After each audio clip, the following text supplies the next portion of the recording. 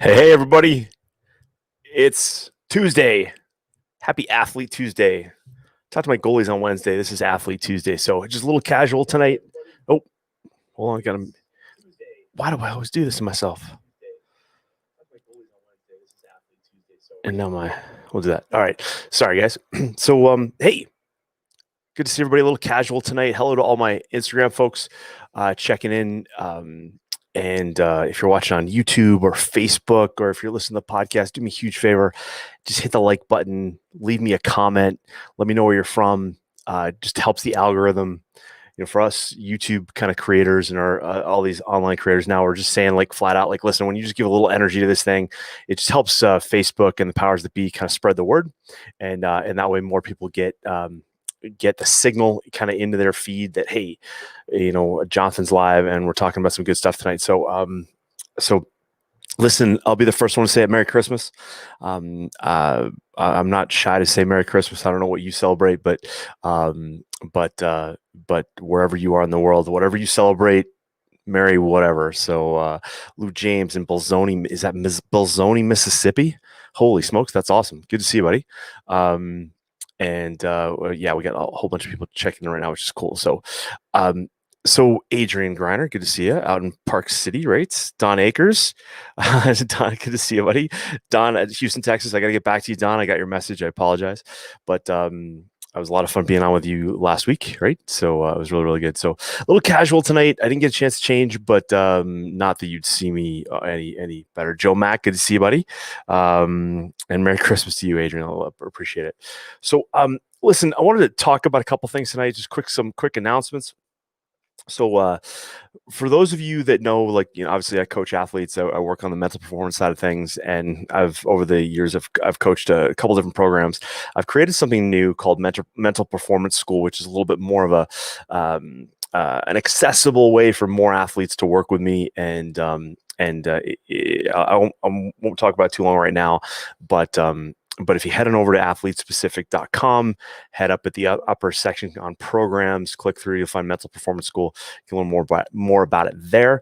The more I do this, the more I realize that our athletes are never ones to not work hard, right? So if you're listening to me, if you're a parent listening to me, I know most likely your athlete does not suffer from lack of effort, although sometimes that's the case, but not always the case. Um, and But what I've realized is that athletes can get stuck in the doing, right? Like, oh, hey, we're doing. We for my Olympians right now that are in Lake Placid, it's like, hey, we all flew to Lake Placid, now we're training, yeah, or we were in Park City, or we're over in Europe now, and we're doing it. But really, in the whole scheme of things, it's the plan you put together and how you look at what you're doing and what you're not doing and those trade-offs, right? I've got an article I'm working on right now, which is I really like to change the way we talk about student athlete, because I think in some ways saying student athlete, it reminds me of the concept of diversified portfolio, which basically means, like, I don't know how to pick any of these stocks, so we're just going to pick all of them and hopefully something works out. And so it's kind of like the same with when we talk about student athlete. It's like, hey, if this athlete thing doesn't work out, then at least we have the student thing to fall back on.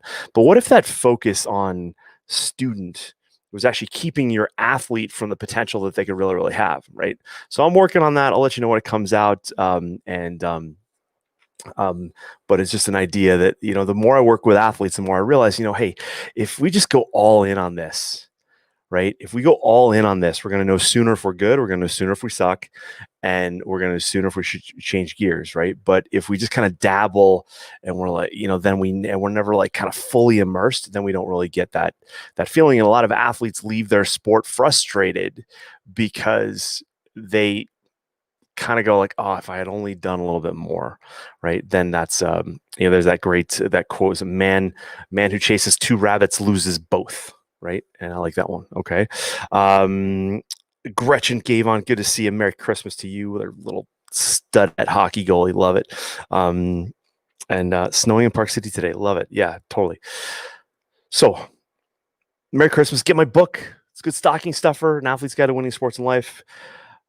Big shout out to all my athletes and all my parents. So let's get started. Okay. So first question that we're going to cover, this is a good one, because I, as a parent, as the coach in me, I'm like, I got to shut this out. But as the parent in me, I totally fully understand this first question we're going to cover today. And that's, so how to stay healthy in a dangerous sport. Okay. Now, dangerous is subjective, right? So Don Akers, who's watching, was a boxer, right? Crazy, right? I know. Adrian's son is a luge athlete. Crazy, right? Gretchen's daughter's a hockey goalie. She's nuts, right? It's all relative, right? Now, I've been a hockey goalie. It's not nuts. I've been a luge athlete. Not nuts. Been a boxer. No, have not been a boxer. Like, that's only by mistake. But the point is that the idea of how dangerous is your sport is completely relative. And I'm going to talk about that because the principles to succeed are the same, no matter what your sport. But how you go about it and how you separate being a parent from being like a third-party observer is really critical. So the question I got was this. This is great. Jonathan, my daughter is a freestyle skier, and I recently saw your YouTube video on Sky Brown. So if you guys haven't seen it on my YouTube channel, if you just go to YouTube and look for Olympic Jonathan, Sky Brown was like an 11-year-old prodigious skateboarder, right? Again, dangerous relative, right? Some people think skateboarding is nuts. Well, long story short, she basically like was doing a trick. She was doing this transfer trick from one ramp to the other, basically fell out of the sky, like on concrete at like 15, 20 feet, 18 feet, whatever.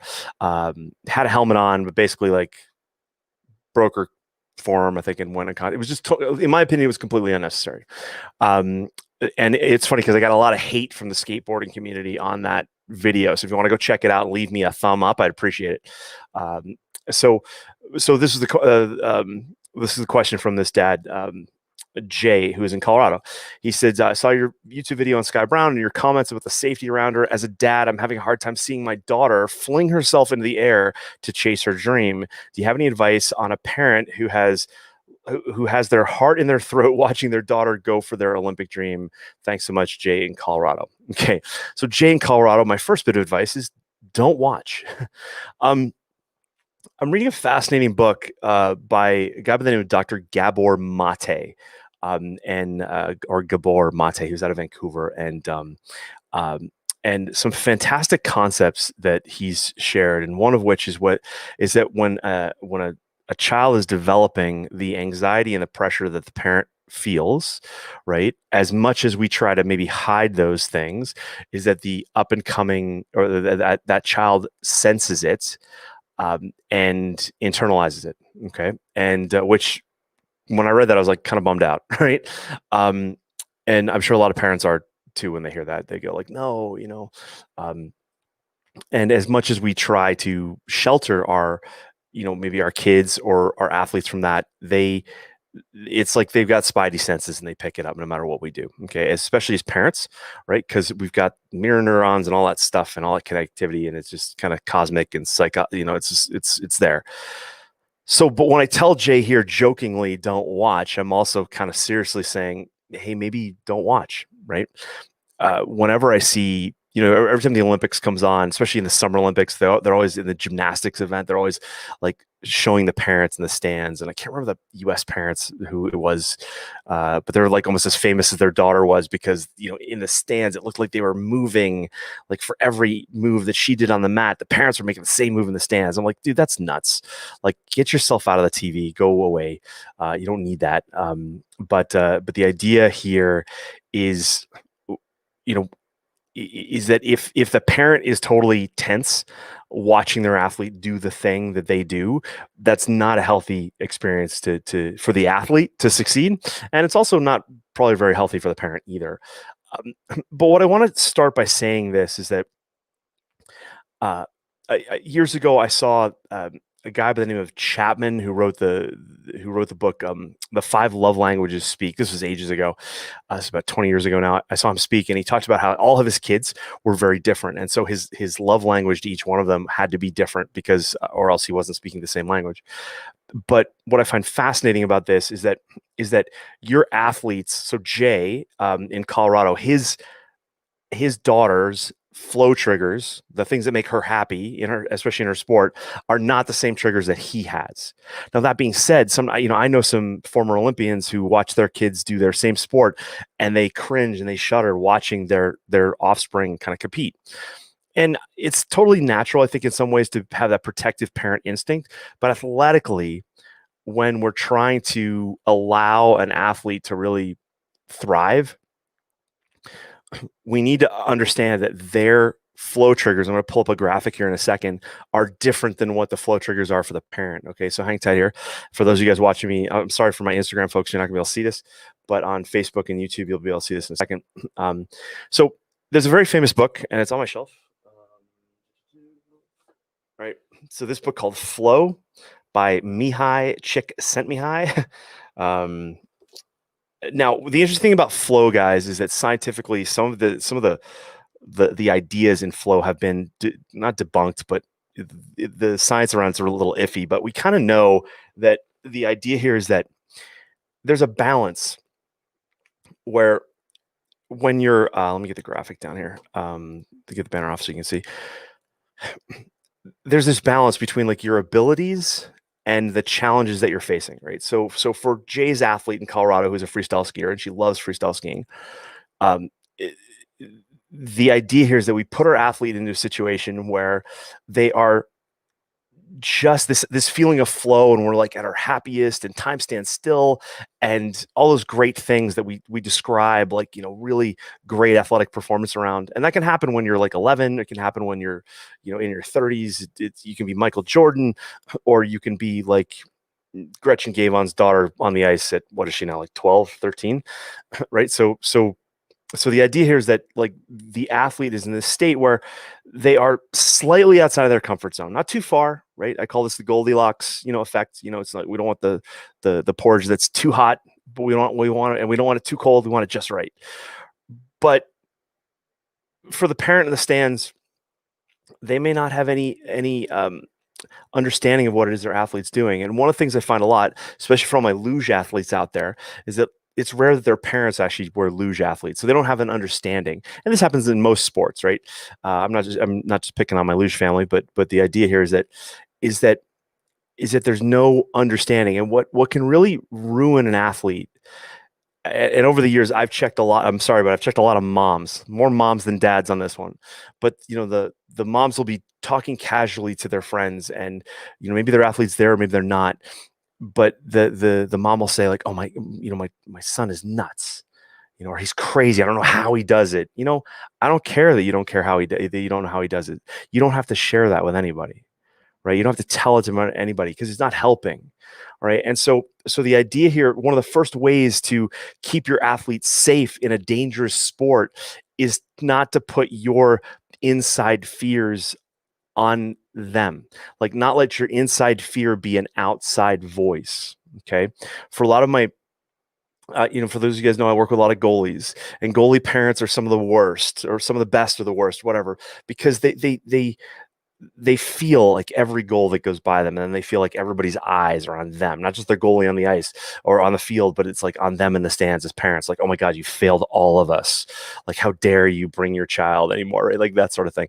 But the idea is that one of the ways to allow your athlete to have a great experience and a good result is to not impose any unnecessary um, um, concerns, for lack of a better term, on your athlete, right? And that can be really hard, because it may mean that you have to just now completely shut up and not talk to anybody ever. But having some sort of set answer that just goes like, wow, I'm so proud of him or her. Like, I'm so proud of my son. Like, that's it. Boom, done. Inside, you may be like freaking out, but you don't tell anybody that. And for you sure as shit don't say that with your athlete, right? Like, really important. Okay. Like, I don't know how you do it. Like, it's crazy. Just hug them and love them, and then walk away and throw up in your purse, or like whatever. Okay. But it might seem strange that I say, like, that's the first thing to keep your athletes safe. But I've seen a lot of families where, the athlete is like totally enjoying their life, and they might have completely wrecked themselves today.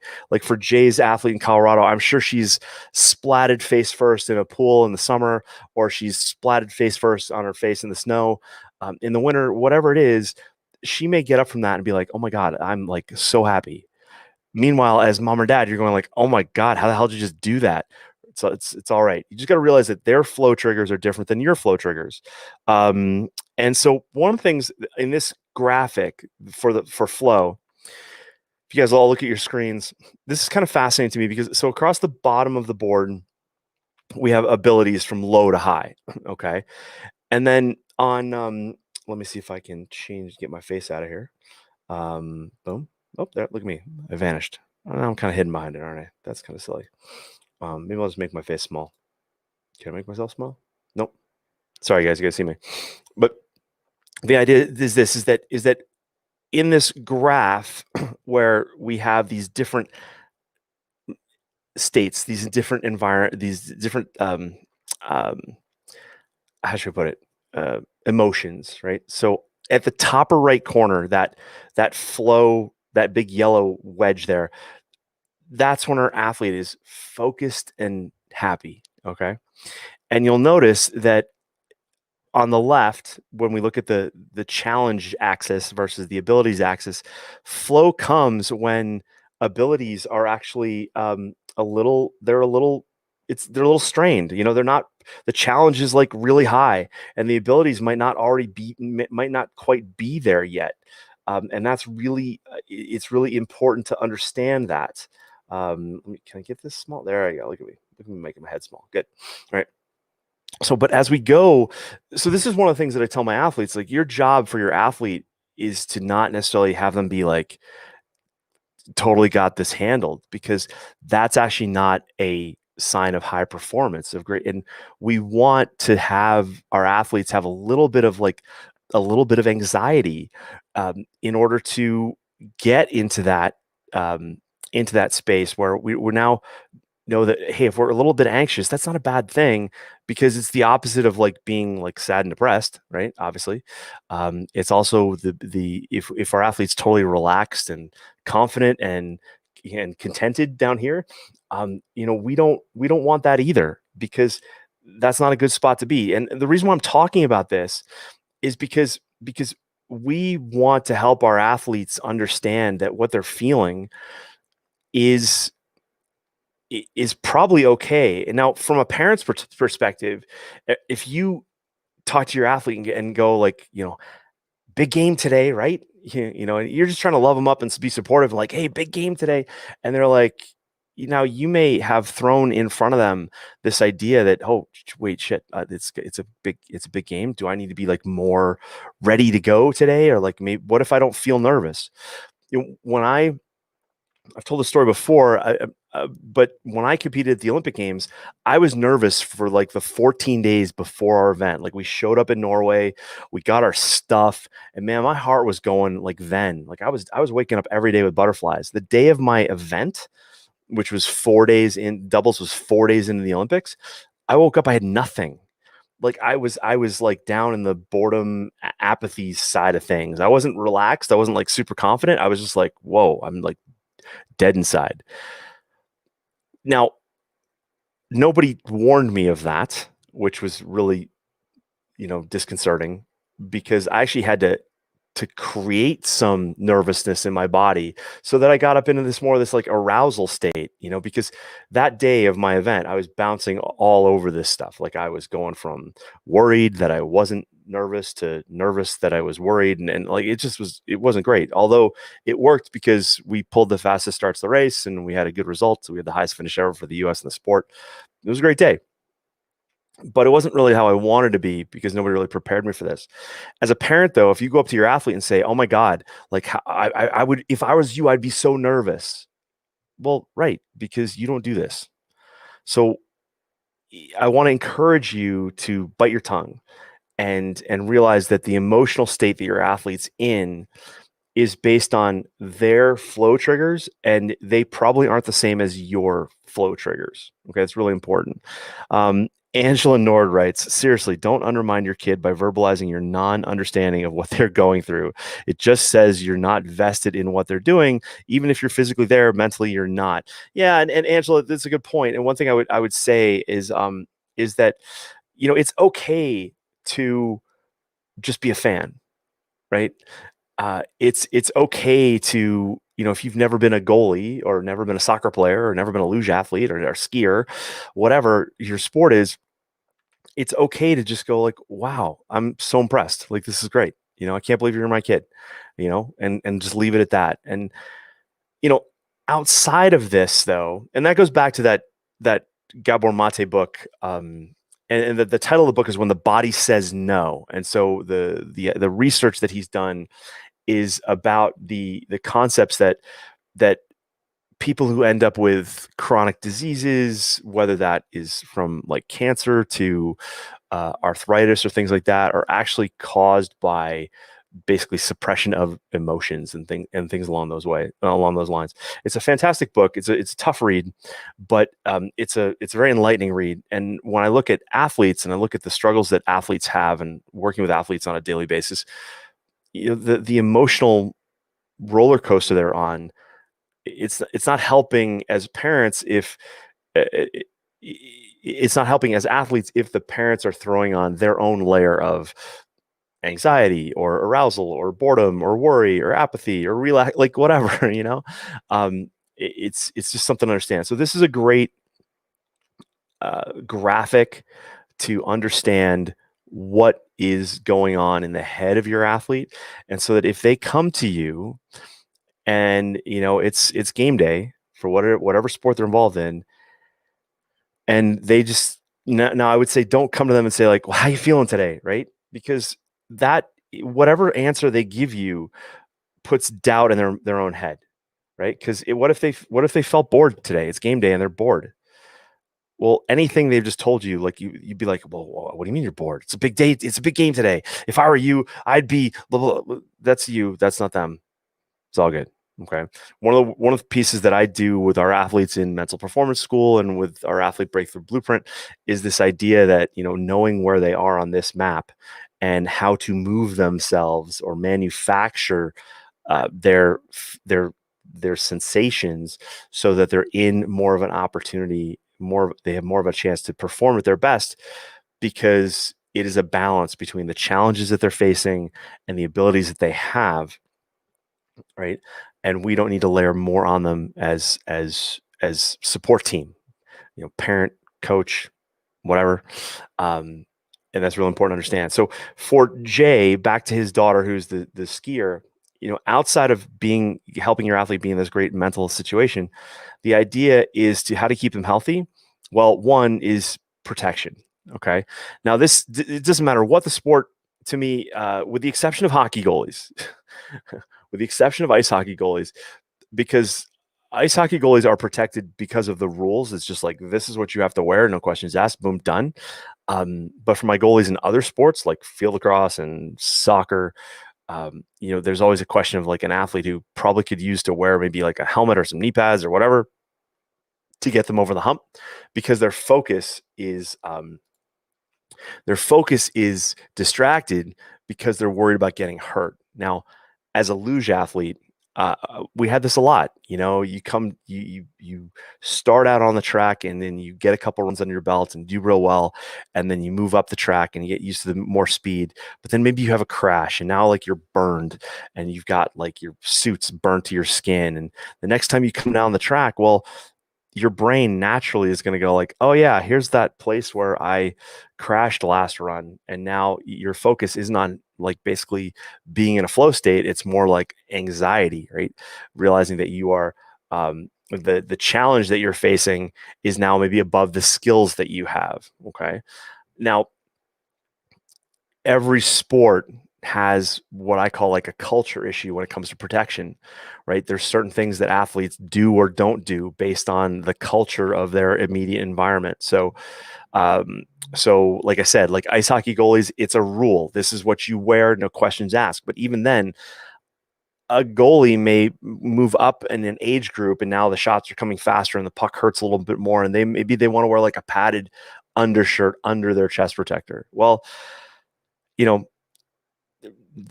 they should do that, because protection allows you to do one of two things. It protects you physically from the bumps and the bruises, but it also allows your brain to relax and maybe get out of an anxiety state or a hyper arousal state and back into a state where now the bandwidth of the athlete can be focused on the task at hand.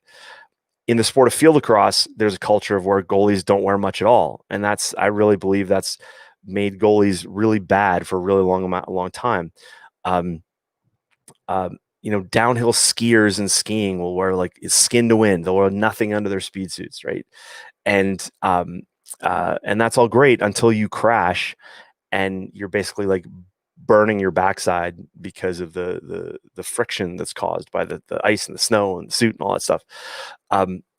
So the idea here is that you want to keep an athlete protected. Now, if you recognize as a parent that the culture within the sport doesn't really facilitate like, hey, padding up, like I've had an athlete who was a pole vaulter, right? And pole vaulters now they will wear helmets in practice, right? But they won't necessarily wear that on game day, on a competition day.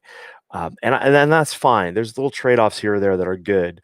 But the idea here is that if your athlete feels protected, then they have a better chance of executing the skills they need to execute in order to be successful. Okay. Um, Now, if your athlete is in an individual sport, that's one thing. So for a freestyle skier, it's just them. They're just jumping. There's no contact with like another skier.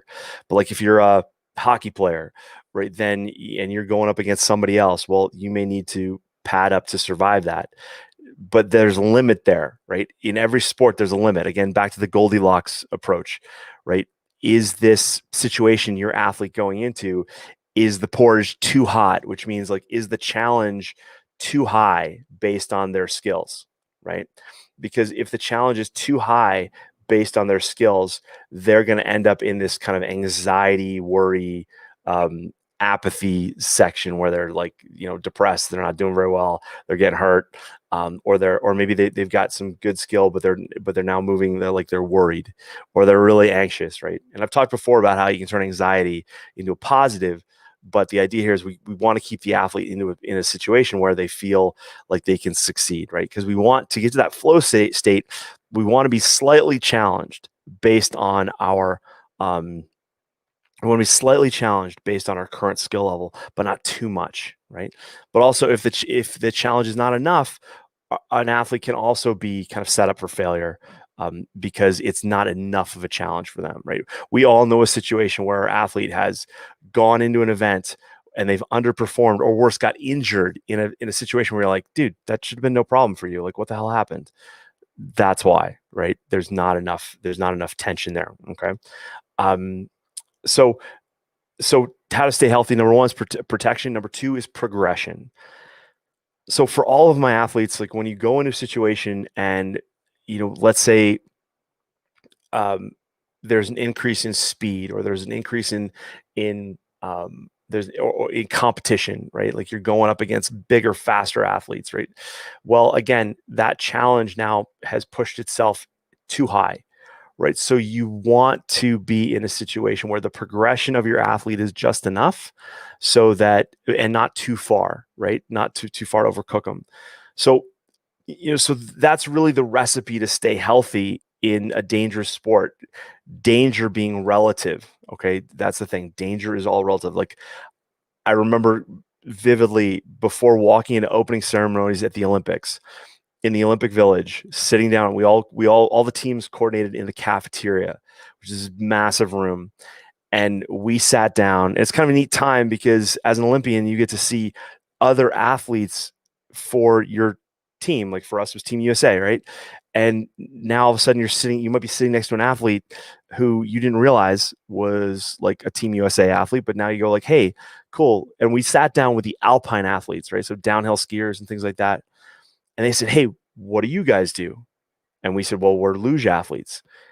And they said, you guys are nuts.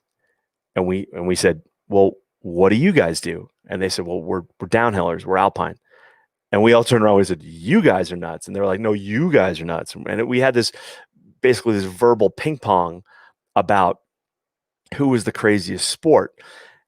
And so that's where I've always taken that with me, and realizing like the danger sport is completely relative to the athletes who are doing it, right? Whether you are, I heard this years ago working with a bunch of tennis athletes, that in the sport of tennis, there's actually different types of balls that they're not just all yellow. There's actually red and yellow, there's green and yellow. And these balls were invented to basically move at a slower pace for younger athletes, because some athletes were scared of the ball. Now, if I tell it to a lacrosse goalie, they would laugh. If I tell it to a hockey goalie, they would laugh, right? But within that sport, the idea of progression is important. And the idea in any sport is that progression is key to encourage you to keep your athletes safe and healthy. Now, as a parent, what I recommend is that you want to just kind of keep an eye on this. You're basically listening to your athlete to understand, like, hey, how do you feel? Right. And you don't have to pepper them with that question. You can just find out, like, hey, if they're coming back from practice or games and they're unhappy and they're sad and they're depressed, the question is like, well, why? Like, is the challenge you're facing on a daily basis too much or too little? And that's where you got to go to your coach a little bit and work in tandem to find out like what can we do to keep our athlete happy and healthy, and how can we maybe manage this a little bit. Because to me, these emotional states are exactly what we're doing, right? This is all that we're doing, is we're managing these emotional states. Okay. I talked to a group of figure skating parents. This was last year, and after my talk, one of the parents came up to me and said, "You completely nailed her daughter. Her daughter was 13, nailed her daughter's problem." And what this conversation did was allowed a conversation to happen with the coach and the parent, and not the athlete, because the parent was able to relay what was coming from the athlete at home, and the coach was really trying to push this athlete and kind of keep things going and really make things happen. But what was happening was that the coach inadvertently was pushing the athlete too far out of their comfort zone, so that they were no longer in flow or control or arousal, which is in this upper quadrant. They were more into the anxiety or worry. And actually what was happening was the athlete was bouncing between boredom, because they were doing some stuff that wasn't really challenging enough, and anxiety. And that's a tough bounce for most athletes. So no problem, Angela. See ya. Take care. The idea here is we're just always bouncing our athlete around these states and using triggers to do so. Okay. All right. Moving on. If you like that, do me a favor, hit me a like, comment, all that stuff. That'd be great. Right. Help the algorithm kind of pump. Don't be sitting lurking around. Just give me a little like. All right. Really important. All right. So gotcha. All right. So moving on. Second question. This is a fun one. How to tell your coach he's a dick. This is a question I got today. This was a question I got today, and I just couldn't resist. So it's, "Dear Jonathan, my son's a soccer player who, if all goes well, should make the national team program after the season, but we are concerned about his current coach.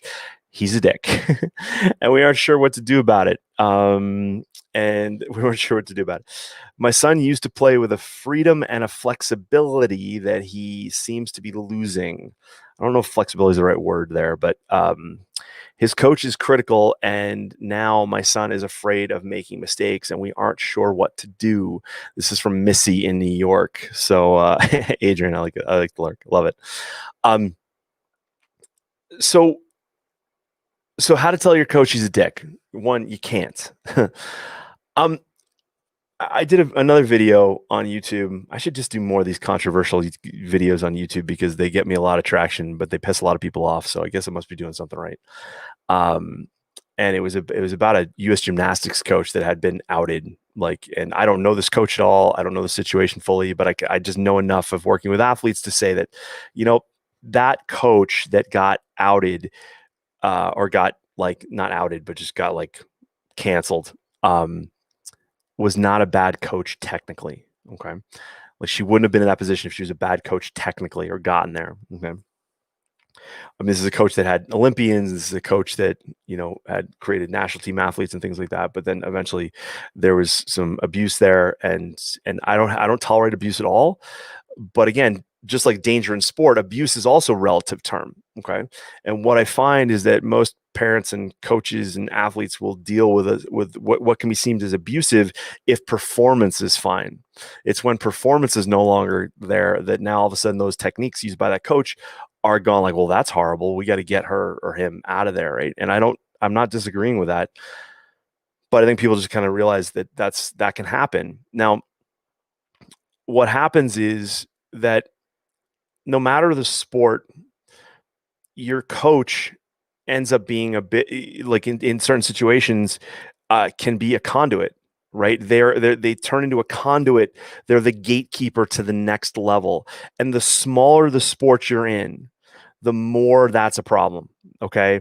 Um, so the thing to understand here is that there are politics in sport, right? There just is.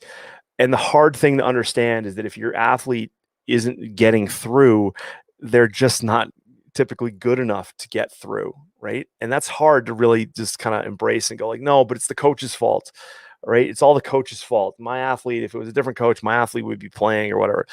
or they be on the Olympic team or whatever. Like, no, the bottom line is like, for this point in time, your athlete is just not good enough to get to that next level. When you embrace that idea and you bring that locus of control, like back into things you can control, like you can't control a coach who's a weenie, right? But the problem is, if you want to make that stink, that's a choice you have to make, but it can also then put you in a bad situation, right? I prefer my athletes to understand, like, okay, listen, let's look at what you can control and why. So one thing that I recommend is that every athlete should have basically like an advisory team, kind of like a mastermind group. For those of you guys that may have read the book, like Think and Grow Rich, it's a very famous book. It's kind of like talks a lot about this idea of having a mastermind. Now, I never really had a mastermind growing up, and I look on this now and tell all my athletes, like, you need to have a mastermind group, whether you work with someone like me or you have a third party where it's like a coach that's not influential on the decision, but they can look at you in an unbiased way and go like, you're doing well at this, but you suck at that. And so that needs to work. Because what happens here is that for Missy in New York with this coach, the idea, and in this situation, they don't really have an opportunity to switch teams, okay, and switch coaches, because sometimes that's okay. And sometimes coaches are like open to that. But in this particular case, I don't think that's the case.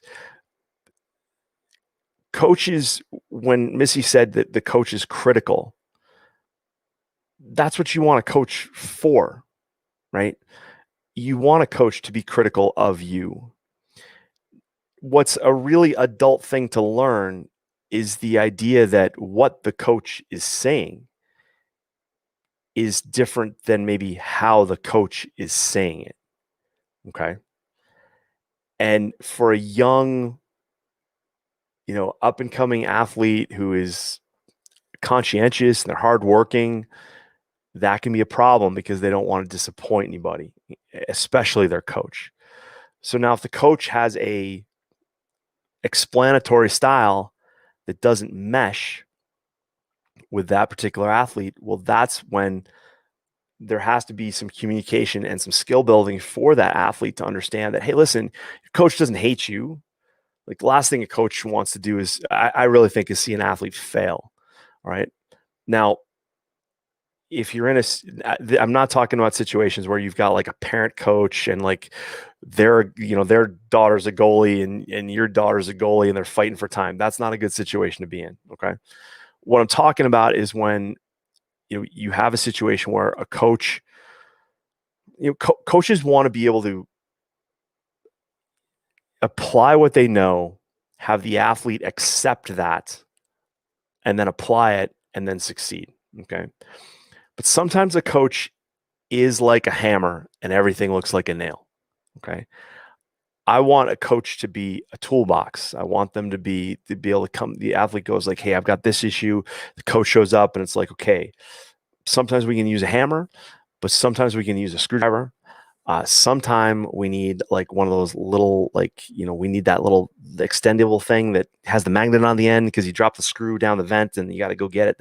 Like, whatever your athlete needs, we hope that our athlete can, or our coach can be that toolbox, but sometimes they're just not. Okay. I worked with an athlete last year who walked on in a Division I program. Okay. Now, for those of you guys that don't know what walk on means, it means when like the coaches at a Division I program usually have recruited kids, right? They know the kids coming into their program. Where this athlete decided that they were going to pick a school and go to this school regardless of the coach knowing them. And so they decided to go as a walk-on and then try to earn their spot on the team. And that's exactly what they did. The problem was in their position was another athlete who the coach had recruited. Okay. As you can imagine, this is a really tough dynamic to be in, not just for the athlete, but for the coach, because the coach wants that athlete who they recruited to succeed, right? And not all of a sudden have this other athlete show up and be like, oh, shit, now I got to deal with this too. So what ended up happening was the athlete in question, her previous coach had been her dad. Now, you can imagine what that relationship might have been like. It probably wouldn't surprise you that the type of communication she got from her new coach was not like that of her dad. It was actually quite the opposite. And one of the things that we need to, this is unfortunate, I think, because we would like our athletes to just be able to be always around some big teddy bear, you know, of a man or a woman who would just give our athlete a hug and rub them on the head and say, all right, it's going to be okay, buddy. And then, you know what, like it's because sometimes the coach is not able to give that, right? It's not in their explanatory style. So, but if your athlete is unprepared, right, to survive in that new environment, well, whose fault is that? Is the coach's fault? Or is that your fault as a parent for not helping your athlete understand that they may run into that? Okay. So again, locus of control. What can we control? You know, sticks and stones can break my bones, but words can never hurt me. Remember that one? It's funny because I feel like we've forgotten that. I had a coach in high school who, you know, and I was a goalie in every sport I played, and there was nobody on the field who was harder on themselves than I was. And I transferred schools, and my new coach was very verbally, what's the word? Um, if I made a mistake on the field, he let me know. Then the problem was I already knew it. I didn't need him yelling it. And so after the first couple games at this new school, I didn't play very well. Why? Because I was trying really hard to play well. And that's not a good state to be in. Okay. When you want to be really, to have a good performance, you shouldn't be trying. That's the worst time to be trying to efforting to make it happen, because the efforting that you put in actually backfires. So I had to go to my coach, and I had this relationship with my coach to go to him and say, hey, it's not working for me. I need you to I need you to back off, and respectfully, right? Respectfully. And Don Akers has made some nice comments on our page here. He goes, no coach is 100% a dick, and even the peckerheads are right sometimes. Some seasons you just go through the motions, a little because the coach bites. Yeah. And Elaine Miller, who was on here earlier, her son had a situation where he had a coach he didn't like to play for. And you could either take that one of two ways. You take it real personal, and then you quit, or you take it as like, okay, I'm going to move on, and I'm going to move through this and learn some very adult skills. We don't want to have often, you know, our young athlete have to learn those adult skills, but sometimes you got to realize that your coach is human too. You know, I was accused of being a coach apologist for that gymnastics coach who got ousted because of child abuse. And again, I don't know that coach at all, but I do know the situations that probably arose to say that it's not about being a coach apologist. It's being pro athlete and making sure that they have all the mental and emotional tools to succeed regardless of their coach. Okay. So one of the ways that, you know, I'll tell an athlete to deal with a coach is like when your coach gives you information and it's like they're giving you a present and it's wrapped up, right? The information you need is inside, but that wrapping paper may not be the wrapping paper that you particularly like, or, you know, you find attractive, or you find like, you know, it's not a present you want to put under the tree. It's a present you just want to tear up and throw away. And it's because some athletes, what they'll do is they won't even look inside the present. They won't even open it. They'll be like, man, I don't like that wrapping paper, and they'll throw it away. Problem is, it's not helping the athlete, right? So to help your athlete, one thing to understand is knowing that what situation are you going into? And I told Missy this from New York, this is the idea. Going into the situation, it's important to understand the coach that you're going to have. Now, I understand sometimes that can be, you know, you can go onto a team and expect one coach and then you get a different one, right? Because the coach has quit or moved on or had a health event or for whatever reason, right? And now you've got somebody new, and your athlete doesn't have a relationship there. But ideally, you create some sort of a relationship there with the coach. Now, I encourage all my coaches to set up a time with their families to get to know them. But I'll be honest, some coaches don't like to do that. They just want to coach. And I don't even use the word teach there. They just want to coach. They just want to bark orders and have people just go. There's some coaches who are like that. And if you're not ready for that, if your athlete isn't ready for that, then they're in for a big surprise, right? And then what can happen is the wheels can come off very quickly. So even if a coach doesn't reach out to you, I would encourage you as a family to reach out to the coach and say, "Hey, can we go for a coffee and get to know you?" And and find out like what are you expecting this year? What's your style? Like, this is what we're trying to get out of this situation. What are you trying to get out of this situation? Trying to find some common ground so that you avoid these situations where all of a sudden your coach seems like they're a dick. In my situation, that story I just shared, that coach recruited me to that high school. Okay. He knew who I was. I knew who he was. I knew his wife. I knew it was a big deal for me to change schools to go play for him. So that relationship wasn't abnormal. Oh, sorry, that's not the word I'm looking for. It wasn't unusual. But once we got playing, the way he acted on the field towards me was not something that we expected, right? It's like, my parents didn't say, "Hey, go to coach and ask him if he's a dickhead in the sideline during the game," right? You wouldn't ask that question. But what happens is now that the situation had arisen, it's that we could now have a conversation because there's a little bit of a relationship. For Missy's son, the soccer player here, who's now all of a sudden playing tight and stiff where normally he was loose and creative, there's needs to be this opportunity for a conversation there. Okay. So because we need the athlete to be able to take the coaching communication and regardless of how it's wrapped up. Okay. Now, coaching can be firm, it can be direct, it doesn't have to be demoralizing or derogatory or things along those lines, right? I was listening to, I became a big Formula One race fan this year. I can't believe I didn't watch this sport earlier in my life, but Daniel Ricciardo, who's an Australian Formula One athlete, was doing a podcast with a guy named Nico Rosberg, and they were describing what it was like to talk to the team principal of Red Bull, a guy named Marco. And Ricardo described how when Marco, wouldn't call him necessarily coach, he's kind of the team president, would get on the phone and call him, he wouldn't swear at him. And Daniel Ricciardo mentioned that, like, hey, if someone swears at me, it's almost easier than the way this guy did it, which was like, "You're an idiot." Click, and would hang up the phone.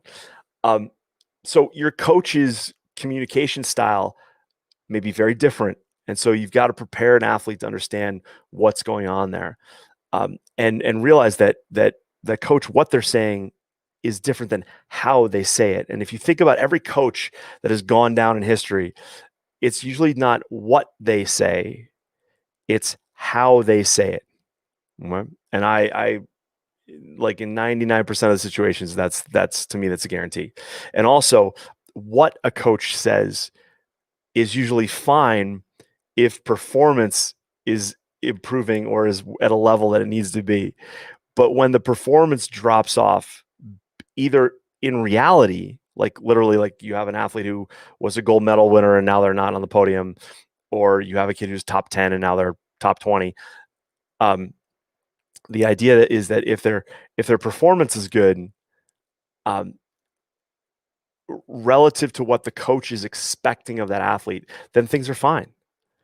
But it's when performance falters to a level that the coach doesn't think that it's like the athlete is where they should be for whatever reason. And sometimes, and you can't deny this, sometimes coaches have more of a relationship with the kid than the parent does, right?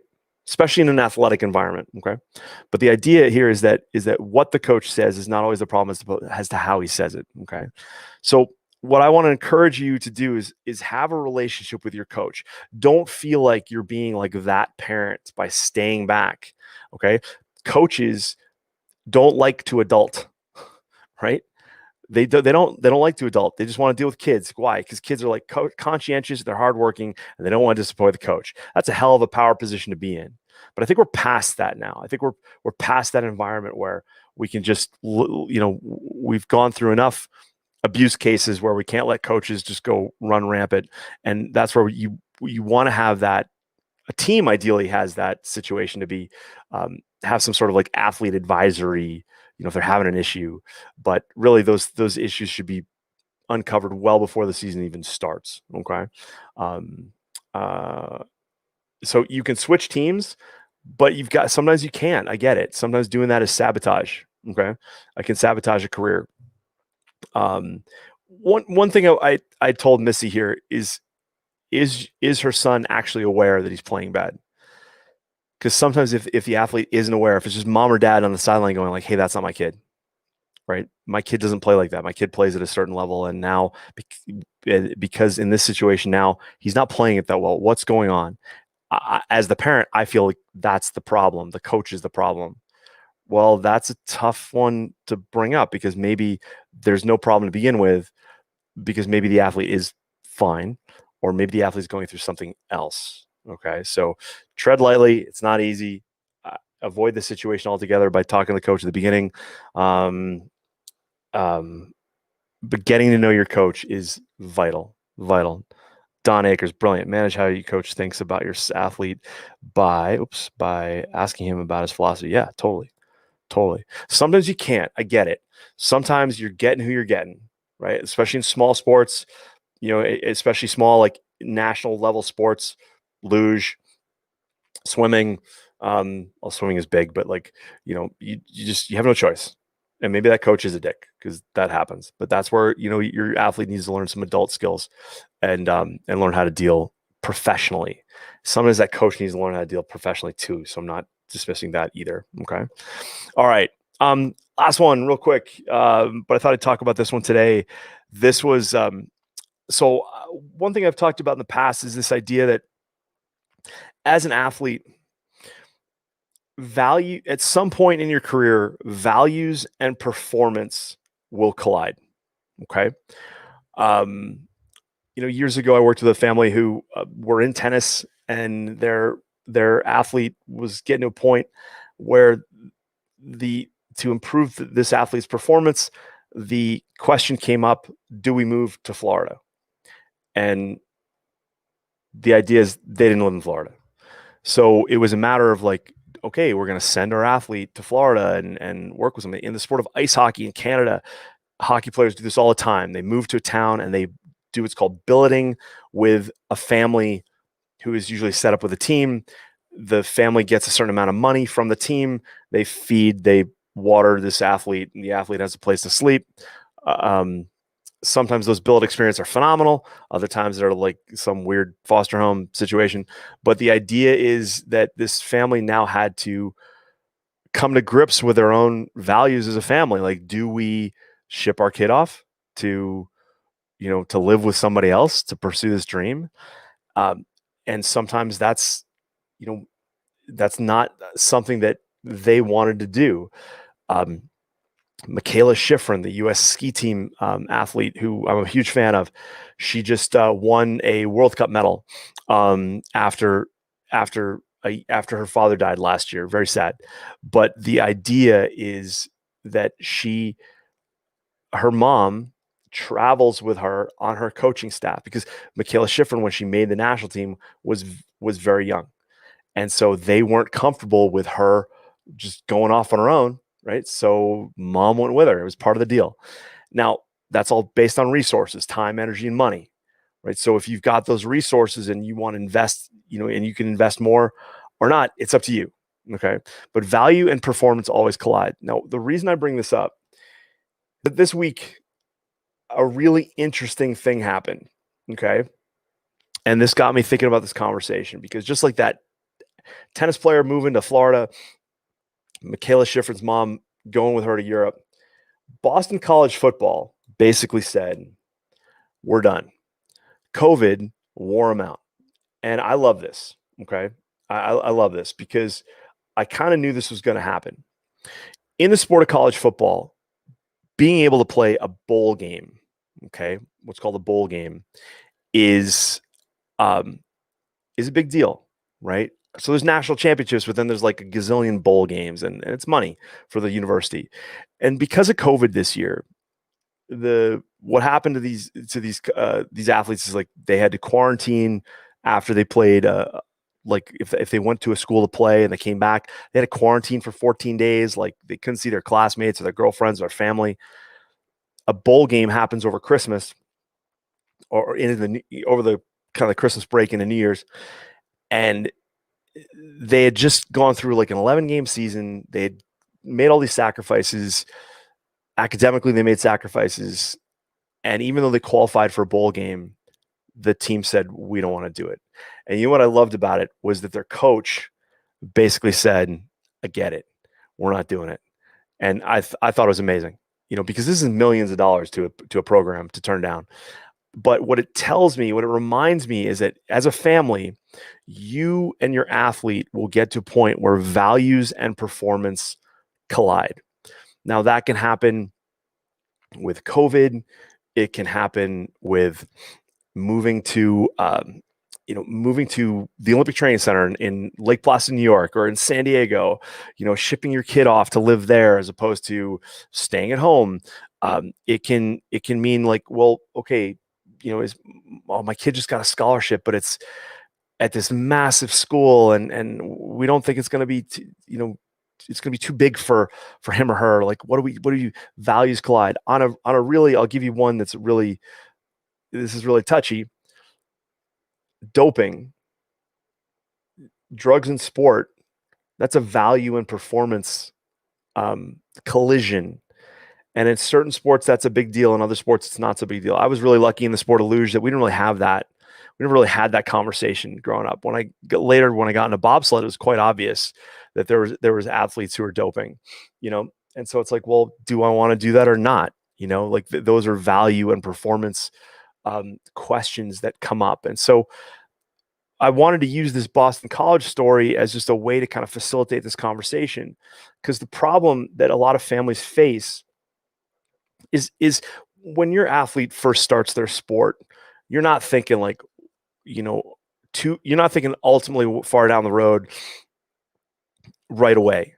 These conversations kind of come up as you go. And what's really interesting is sometimes these value talks, you don't know that it's a conversation you need to have, or you don't know that it's a conversation that you're even aware of having. So, when Lance Armstrong, if you guys like watch the 30 for 30 events on Lance Armstrong, I don't care what you think about Lance Armstrong in terms of doping, hearing his team and his teammates talk about the decision they had to make when values and performance collided is fascinating. Okay. When that collision happens, you've got to be prepared, because it can completely turn off a dream, and you can spend a lot of time, energy, and money going down a certain path and then realize that, hey, we can't do that. We can't afford it. We don't have the time for that. We don't have the energy for that, whatever. Okay. But the idea is that values and performance collide along the way. And this Boston College thing was really interesting to me because COVID is causing some athletes to go, is this worth it? Right? Is college worth it? Is this the experience I want? Am I going to go to college to play? Like for these football guys, some of these guys, they might not even need college to play professionally, right? I think what we're going to see pop up out of this is going to be kids that don't go to college to play football. They're going to go elsewhere to just compete and get better and avoid all that mess. We're going to see it with Tokyo at the Olympics next year. We're going to see athletes who decide like, how do I feel about vaccines? Like, how do I feel about traveling? How do I feel about competing in the Olympics with all of that? Does my value of being healthy and happy and my fear of getting sick or outweigh my dream of competing in the Olympics. Like, again, it's a value in performance collision, and it's just kind of really fascinating. So I want to encourage you to, sometimes athletes get on this path, and as families, you have no idea like what's going to happen. Then all of a sudden you realize like, oh, wow, my kid's going to the Olympics, right? And you got to work a second job or a third job or a fourth job. Lewis Hamilton, 7-time world champion in Formula One race car racing this year. He's black. His mom's white. His dad's black. He grew up. His dad worked 4 jobs to get him in the sport of go-karting, which is kind of that's where you start to kind of get on the road to racing cars and getting on Formula One. Worked 4 jobs, and they would show up. The story he describes about how they used to show up at the track. I mean, you got to think it's a very posh sport, right? It takes a lot of resources, mostly money, and also time. But the idea is that they would just roll up, and in his words, it was like they were like rough, and they raced, but again, their values allowed that to happen. Other families would be like, I would never do that for my kid. So every family is different, and you can't judge other families, values and what they do or what they don't do. You got to respect them for what they are, because everybody makes their own choices, right? And so it's just kind of fascinating to me how families come across that. I deal with it every day with my athletes, where conversations come up like, hey, you may need to work with a different coach, or maybe you need to move to Europe, or maybe you need to move to Florida, or whatever, right? So values and performance always collide. The key is to knowing what your values and what your performance, what your performance goals want to be, and what your values are, what they're going to collide with. All right.